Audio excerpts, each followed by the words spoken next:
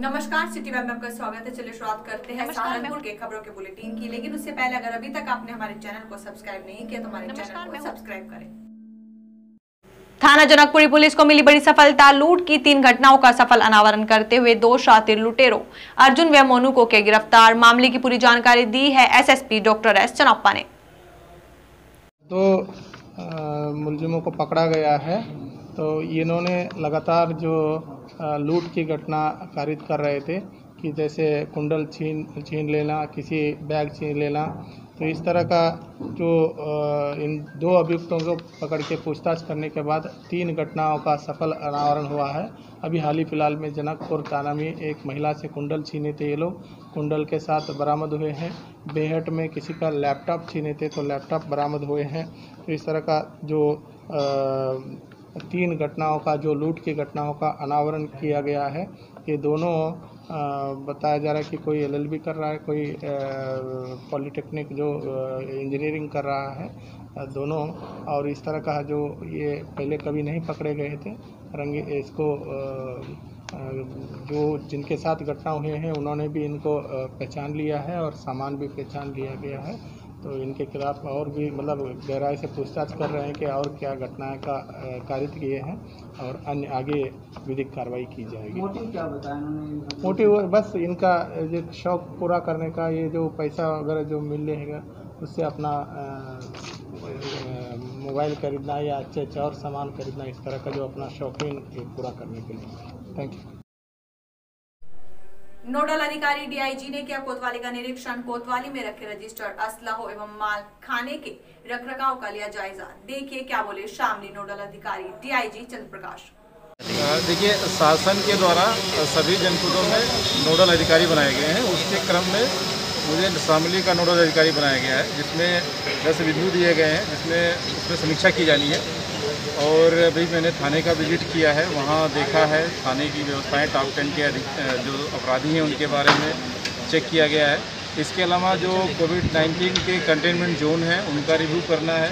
उसके क्रम में मेरे द्वारा ये विजिट किया गया, देखा गया, सारी व्यवस्थाएं यहाँ पे दुरुस्त पाई गई हैं। इसके अलावा जो टेस्टिंग हो रही है उसके बारे में समीक्षा की जानी है। अभी और भी अधिकारियों के साथ रिव्यू किया जाएगा, तो उसमें जो भी चीज़ें निकल कर आएंगी वो समीक्षा करेंगे। प्लस उनको जो भी शासन के दिशा निर्देश है उनको अवगत कराया जाएगा और जो भी फीडबैक रहेगा शासन को समय से रिपोर्ट कर सकते हैं। कैराना नगर के पानीपत खटीमा राजमार्ग पर चोरों ने छत तोड़कर एचडीएफसी के एटीएम की मशीन तोड़कर चोरी करने का प्रयास किया, जो कि सफल रहा, जिसकी जानकारी आसपास के व्यापारियों ने पुलिस को दी। वहीं मौके पर पहुंची पुलिस ने जांच पड़ताल करनी शुरू कर दी है। आपको बता दें, अज्ञात चोरों द्वारा 4 दिन पहले ऋषभ ट्रांसपोर्ट का गेट तोड़कर भी चोरी की गई थी, जिसकी जानकारी ट्रांसपोर्ट के प्रोप्राइटर लोकेश कुमार ने खुद दी। क्या नाम है सर? मेरा नाम कुलविंदर है, मैं हरियाणा से सुपरवाइजर हूँ। ये टीम मेरे पास है। काफ़ी चोरी के यहाँ पर प्रयास किया गया, क्या नुकसान है, किस तरह? इसका नुकसान कैश तो बच गया है, बाकी तोड़फोड़ ज़्यादा की हुई है। यहाँ पे मेन गेट, जैसे कि मशीन का मेन गेट है वो तोड़ा हुआ है और डिस्पेंसर तोड़ा हुआ है। तो कहाँ को घुसे जो चोर? वो पीछे से दीवार पे, पीछे ट्रांसपोर्ट की दुकान है, उनकी लोग तोड़ के दीवार तोड़ के अंदर घुसे हैं और एटीएम की छत से अंदर आए हैं। तो क्या एटीएम में यहाँ पे गार्ड नहीं मौजूद था? नहीं सर, रात को गार्ड नहीं होता, ये रात को शटर बंद होता है। तो किस समय आपको घटना का पता लगा है? ये सुबह मॉर्निंग में घटना का पता लगा है। जो लड़का यहाँ सुबह शटर खोलता है उसने क्लियर किया कि पीछे से कोई चोर घुसा हुआ है। तो मैंने उसको बोला कि शटर नहीं खोलना है, थोड़ी देर अभी रुक जाओ। तो उन्होंने पुलिस वालों को फ़ोन किया, तब जाकर उन्होंने बताया। और पुलिस वालों का भी मेरे पास फ़ोन आया कि ऐसे सर ऐसे हुआ है। मैंने कहा कि सर मैं पहुँच रहा हूँ साइट पर। आक्रोशित हुए निजी स्कूल संचालक नगर खंड शिक्षा अधिकारी ब्रजमोहन का पुतला फूंक बर्खास्त करने की उठाई मांग न मानने पर 3 दिन बाद आमरण अनशन करने की दी चेतावनी। हमारी मांगे पूरी करो, पूरी करो, पूरी करो, हमारी मांगे पूरी करो, पूरी करो, पूरी करो, हमारे टीसी प्रमाणित करो, प्रमाणित करो, गली गली में शोर है, गली गली में शोर है। आज हम लोग ने यहाँ नगर खंड शिक्षा अधिकारी ब्रजमोहन जी का यहाँ पुतला फूंका गया है, इसलिए कि उसको या तो यहाँ से बर्खास्त किया जाए या इसको अपना लाइन हाजिर करें, अपने अटैच करें। किसी भी हम ब्लॉक पर उसको बर्दाश्त नहीं करेंगे। नकुड़ और गंगो के बहुत सारे लोग यहाँ आए हैं, जिन लोगों से उसने पैसे लेकर जो है उनके काम किए हैं, काम भी नहीं किए, पैसे भी लिए गए हैं, उनसे पैसे वापस दिलाने के लिए भी हम उनसे आग्रह करने के लिए आए हैं। करीब 2 दर्जन से ज़्यादा लोग यहाँ इस पीड़ित हैं, तो हम लोग जो है आज यहाँ उनका पुतला फूंक कर जैसे आप तीसरी किया, और यदि नहीं किया 3 दिन का अल्टीमेटम है। 3 दिन के बाद में जिला बेसिक शिक्षा अधिकारी पर जो है हम आमरण अनशन करा जाएगा और वहाँ कार्यक्रम रखा जाएगा। उसके बाद हम आपका शिविर लगाया करते हैं साल में एक बार, वो शिविर भी लगाया जाएगा जिसमें आपका समस्या निवारण शिविर होगा। या तो इन्हें 3 दिन में बर्खास्त होगा तो ठीक है, वरना हम जो है यहाँ ऑफिस की ईंट से ईंट पड़ाएंगे। इसे बर्दाश्त नहीं करेंगे। बर्दाश्त नहीं, शोषण बर्दाश्त किसी भी हालत में नहीं किया जाएगा। कोरोना काल चल रहा है और ये पैसे इकट्ठे करने पर लगे पड़े अधिकारीगण जी।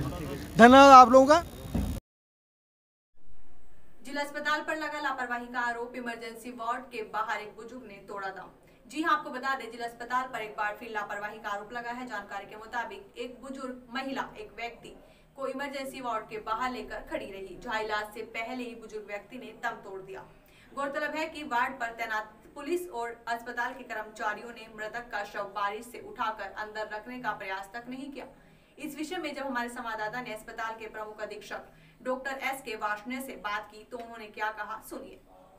है जो रामपुर से कोई महिला बॉडी लेकर आई, वो क्या नाम आदमी लेकर आए तो मगर डॉक्टर घोषित कर दिया, उस पूरा क्या मामला है? हाँ, मुझे यहाँ बताया गया कि एक मेरे द्वारा आदेश कर दिए गए हैं कि बाहर स्ट्रेचर और व्हीलचेयर रखी रहती हैं, जहाँ पे कर्मचारी खड़ा रहेगा।